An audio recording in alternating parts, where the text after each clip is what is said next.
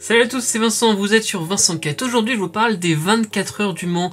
Plus de 250 000 personnes s'y pressent chaque année.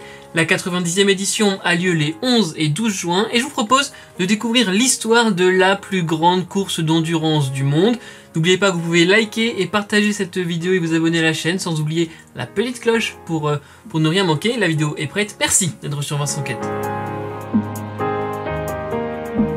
Tout commence en 1906. Un grand prix automobile est organisé dans la Sarthe et c'est un succès. Une association voit le jour, l'Automobile Club de la Sarthe, qui devient très vite l'Automobile Club de l'Ouest. En 1922, au Salon de l'Auto, 3 personnes réfléchissent à une nouvelle compétition annuelle dans la Sarthe.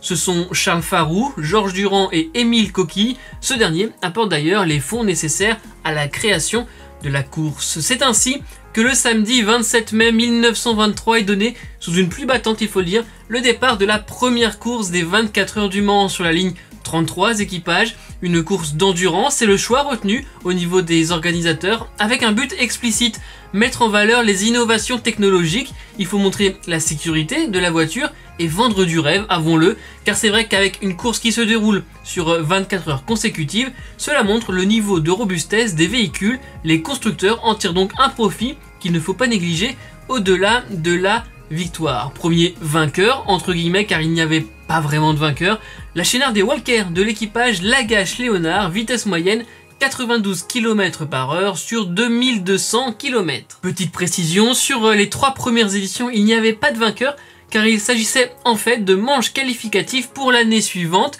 Le système a été abandonné. Elle a une autre petite parenthèse. Pourquoi faire la course à cette époque de l'année? Tout simplement car c'est quand les jours sont les plus longs et c'est utile quand on court même la nuit. Pendant longtemps, le départ des 24 heures du Mans était assez original, unique, et cela a contribué à la réputation de la course. Les voitures étaient garées en épi et au signal, les pilotes placés de l'autre côté de la piste couraient à leur voiture et démarraient précipitamment.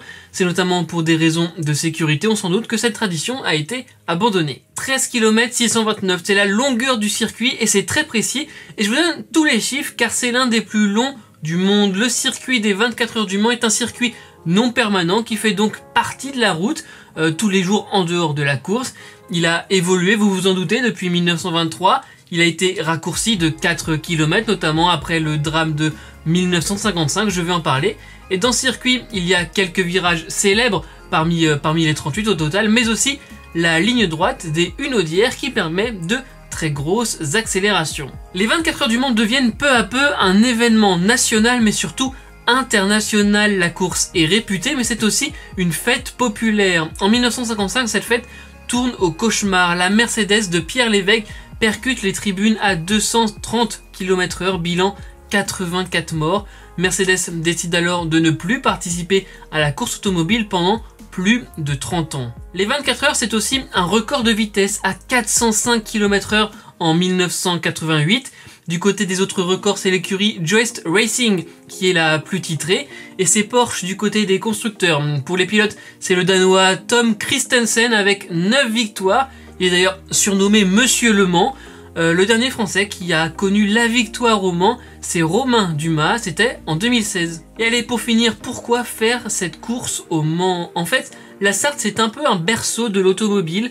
En 1873, Amédée Bollée y invente la première voiture pour particuliers, l'obéissante. En 1878, c'est la Mancelle. Voilà pour ce petit bonus. C'est la fin de cette vidéo. Merci les amis d'avoir été au rendez-vous. On s'abonne, on like, on partage.